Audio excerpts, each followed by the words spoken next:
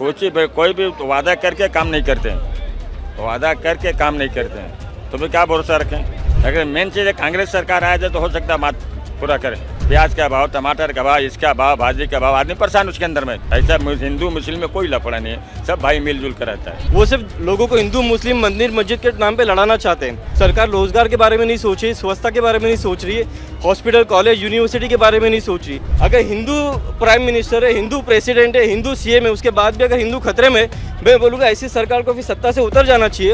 एक तरफ मोदी जी बार बार रैलियां कर रहे हैं महाराष्ट्र में, कह रहे एक रहोगे तो सेफ रहोगे। ये नारे की क्या जरूरत आन पड़ी चुनाव में? ये गवर्नमेंट भी चाहती है यहाँ पे हिंदू मुस्लिम कभी एक ना हो। अगर एक हो जाएगी तो ये सत्ता से चले जाएगी ये लोग। 15 लाख का सपना दिखा के आज सिर्फ लोगों के अकाउंट में 1500 रुपया दिया जा रहा है, वो भी लाडली बहन के नाम पे। कोई खतरा नहीं, खतरा तब से जब से ये बीजेपी गवर्नमेंट आई है 2014 से। नमस्कार, मैं हयात अब्बास और आप देख रहे हैं 4 PM न्यूज़ नेटवर्क। इस वक्त हम महाराष्ट्र में हैं, विधानसभा चुनाव है महाराष्ट्र में, और महाराष्ट्र वो शहर है जिसको बाजारों का शहर भी कहा जाता है। और इसीलिए विधानसभा चुनाव में लोगों के बीच मुद्दा क्या बना हुआ है। बाजार में है, अंधेरी का ये बाजार है, और कुछ लोग भी हमारे साथ हैं, जान लेते हैं कि चुनावी चर्चाएं क्या है लोगों के बीच। चाचा, यहाँ पर काफ़ी पार्टियाँ अपने अपने वादे रख रही हैं, लोगों को रिझा रही हैं क्योंकि चुनाव करीब है, लेकिन लोगों को किस पे भरोसा है? नहीं, लोगों किसी के लोगों पर भरोसा नहीं है। किसी पे भरोसा? कोई भी वादा करके काम नहीं करते हैं, वादा करके काम नहीं करते हैं, तो फिर क्या भरोसा रखें। शिंदे सरकार तो कह रही है लाडली बहन योजना हमने दी, तमाम योजनाएं लोगों तक। अभी तो इस महीने बंद कर दिया, वो भी अभी वोटिंग के बाद देगा, वो भी आएगा तो देगा, नहीं तो नहीं देगा। शिंदे सरकार पहले दिया, लेकिन अब तो 21 रुपया देने को तैयार है, लेकिन जीत कर आएगा तो देगा, अभी तो बंद कर दिया। बहरहाल इस वक्त चुनावी वादे जब सारी पार्टियां दे रही हैं, रिझाने की कोशिश कर रही हैं जनता को, जनता अपने मुद्दों पर बात कर रही है कि जो उनके मुद्दों की बात करे। क्या लगता है कौन सी सरकार जनता के मुद्दों की बात कर रही है? नहीं, इस वजह देखा जाए अगर मेन चीज़ है कांग्रेस सरकार आ जाए तो हो सकता है बात पूरा करे। कांग्रेस पे भरोसा? हाँ, कांग्रेस पर भरोसा है। मोदी जी तो कहते हैं कांग्रेस लूट के खाती है। मोदी तो कहते हैं ना, कांग्रेस आज तक हुकूमत किया, सब कुछ किया, तो 10 साल में क्या वो लूट कर खा बना दिया सब? क्या बनाए? किसको नौकरी दिए, किसको काम दिए? किसी को नहीं दिए। गरीबी अपनी जगह पर रह गई, दुनिया भर के भाव बढ़ गया, प्याज का भाव, टमाटर का भाव, इसका भाव, भाजी का भाव, आदमी परेशान उसके अंदर में। कहाँ से करेगा पूरा? वादा सब कर रहे, ये ला रहा हूँ, वो ला वो दे रहा हूँ, लेकिन कुछ होता ही नहीं फायदा। खाली वादा है, वादे के ऊपर वादा है, वादे पे कोई भरोसा नहीं। कोई भरोसा नहीं है। मोदी जी लगातार रैलियां कर रहे हैं महाराष्ट्र में, एक रहोगे तो सेफ रहोगे। ये इस नारे को कैसे? ये तो एक रहोगे सेफ रहोगे, कहते हैं कटोगे तो बटोगे। ये योगी सरकार बोल रहा है। तो कटो। हाँ, ये योगी अच्छा, यहाँ योगी सरकार की चर्चा है? हाँ, चर्चा है। योगी सर आज भी वही बोले, एक है तो सेफ है। एक है सेफ कौन है? एक है सेफ कौन है? यानी हिंदू एक रहेगा तो सेफ रहेगा, बाकी दूसरी जात और दूसरी कौम कुछ नहीं है। मतलब ये दूसरी कौमों के लिए नहीं बात कर रहे, हिंदू के लिए बात कर रहे हैं। एक है तो सेफ है। अच्छा, महाराष्ट्र की जनता के बीच हिंदू मुसलमान कोई मैटर करता है? नहीं, ऐसा कोई यहाँ पर नहीं है लफड़ा, नहीं, यहाँ पर कुछ नहीं पड़ा। ऐसा हिंदू मुस्लिम में कोई लफड़ा नहीं है, सब भाई मिलजुल कर रहता है। योगी आदित्यनाथ तो कह रहे हैं बटोगे तो कटोगे। वो तो कह रहे हैं बटेगे तो कटोगे, माने अपने के भाषा में बोल रहे, अपने हिंदू भाषा में बोले तुम लोग अलग हो जाओगे तो कट जाओगे, इसलिए एक साथ मिलो तो कटोगे नहीं। लेकिन जनता को उनके मुद्दों के पर बात करनी है, मतलब जो सरकार उनके मुद्दों की बात करे ऐसी सरकार लानी है। हाँ, जो सरकार मुद्दे करती है वो काम करेगी, उसको लाना है, उसको जिताना है। और बात कर लेते हैं, क्या नाम है आपका? मेरा नाम मुबारक अटपले है।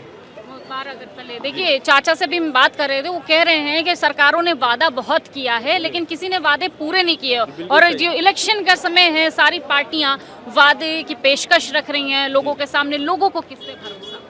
देखिए, लोग तो इस वक्त ना बेचारे बेबस हो चुके हैं। जो सत्ता में बैठी है सरकार है या जो अपोजिशन में सरकार है, उनको लोगों के मुद्दे के लिए कोई टॉपिक ही नहीं है। वो सिर्फ लोगों को हिंदू मुस्लिम मंदिर मस्जिद के नाम पे लड़ाना चाहते हैं।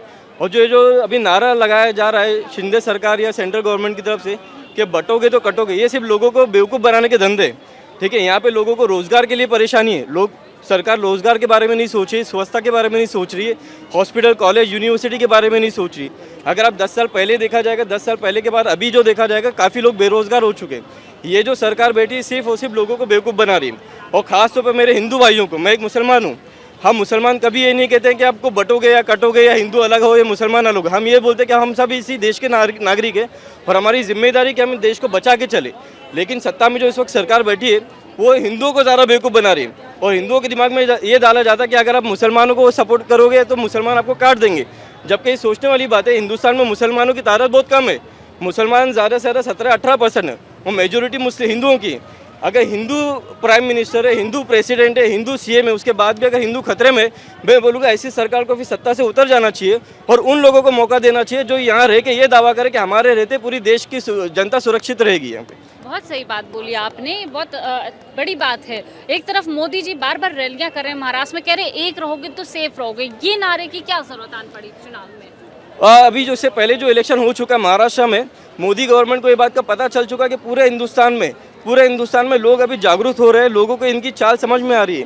पहले इन्होंने राम मंदिर का टॉपिक उठाया, बाबरी मस्जिद का टॉपिक है। बाबरी मस्जिद का जब फैसला है उसके बावजूद भी देश में कोई हंगामा नहीं हुआ। उन्होंने फिर राम मंदिर का टॉपिक लेकर के राम मंदिर बना देंगे। राम मंदिर बनाने के बाद भी कोई यहाँ पे हंगामा नहीं हुआ।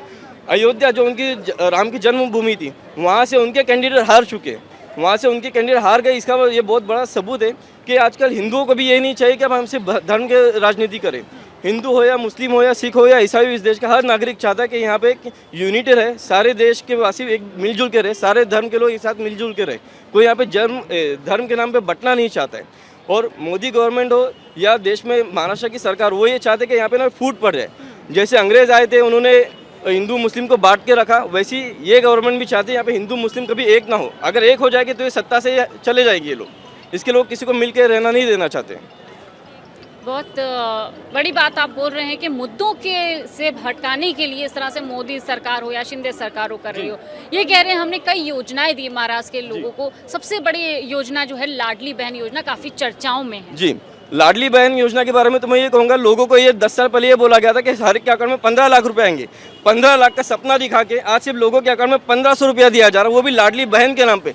तो मैं बोलूँ अगर मेरी बहन है 1500 से आ रहा तो मैं उसको महीने का खर्चा दे देता हूँ मैं। तो वैसे हर भाई अपनी बहन की जिम्मेदारी समझता है, हर भाई अपनी बहन को 1500 से ज़्यादा रुपया देता है। तो ये लोगों को बेवकूफ़ बनाया गया कि भाई 10 साल पहले बोला गया था 15 लाख रुपये अकाउंट में आएंगे, 15 लाख का बात करके चूना लगा कि सिर्फ 1500 रुपया दिया जा रहा है, वो भी लाडली बहन के नाम पे। क्या लाडली बहन की हैसियत इतनी है कि सिर्फ 1500 रुपये दी जाए? और जबकि वही गवर्नमेंट MP MLA को खरीदने के लिए हज़ारों करोड़ रुपये खर्चा कर देती है।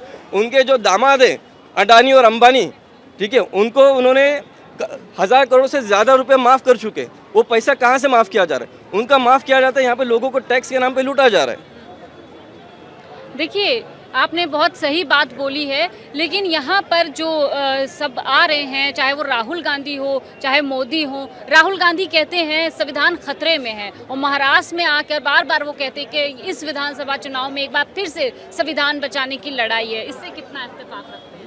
देखिए, संविधान तो खतरे में बिल्कुल नहीं है। हाँ, ये बात और है कि अगर आज राहुल गांधी की बात की जाए, कांग्रेस में फिलहाल ऐसा कोई नेता नहीं बचा जो करप्शन से धुला हुआ हो। अगर वो पब्लिक के लिए बात करे या राहुल गांधी के सपोर्ट में जाए तो कुछ दिनों बाद उसको ईडी की नोटिस आ जाती है, वो ईडी के डर से वापस से मोदी गवर्नमेंट या मोदी गवर्नमेंट की गोद में जाके बैठ जाते हैं। तो राहुल गांधी भी इसमें कुछ कर नहीं पाते हैं। और रही बात संविधान खतरे में या फिर हिंदू खतरे में या मुसलमान खतरे में, ये देश में कोई खतरा नहीं है, कोई खतरा नहीं। खतरा तब से जब से ये बीजेपी गवर्नमेंट आई है 2014 से। जिस दिन ये सत्ता से उतर जाएगी उस दिन सभी लोगों को लगे हम सुरक्षित है, हिंदू भी सुरक्षित है, मुसलमान भी सुरक्षित है, इस देश का हर नागरिक सुरक्षित है इस वक्त। बहुत बड़ी बात इन्होंने बोली है कि कोई खतरे में नहीं है। और ये सबसे अच्छी बात है कि महाराष्ट्र के लोग काफ़ी अवेयर हैं, वो जानते हैं कि बात किन मुद्दों पे होनी चाहिए। हिंदू मुसलमान कोई जो जिस तरह से मोदी सरकार या बीजेपी सरकार लाना चाह रही है, वो फैक्टर लोगों पे कहीं ना कहीं महाराष्ट्र के लोगों पे तो काम नहीं करता नजर आ रहा है। देखिए, विधानसभा चुनाव को लेकर महाराष्ट्र में जिस तरह से पारा चढ़ा हुआ है, सभी राजनीतिक पार्टियां आकर लोगों के सामने वादे कर रही हैं, प्रस्ताव रख रही हैं। लोग इनसे कितना प्रभावित होते हैं, लोग इनसे कितना सहमत होते हैं, किस पार्टी पर होता है जनता का विश्वास, इन सब में ज़्यादा वक्त तो नहीं है क्योंकि 20 तारीख को चुनाव होने हैं और रिजल्ट आना है, पता चल जाएगा कि जनता का विश्वास और साथ किसको मिला है। लेकिन जो उनके मुद्दे हैं, जो हकीकत है, ग्राउंड रियलिटी है, वो हम आप तक इसी तरह पहुँचाते रहेंगे। वीडियो जर्नलिस्ट योगेश यादव के साथ मैं हयात अब्बास, 4PM न्यूज़ नेटवर्क।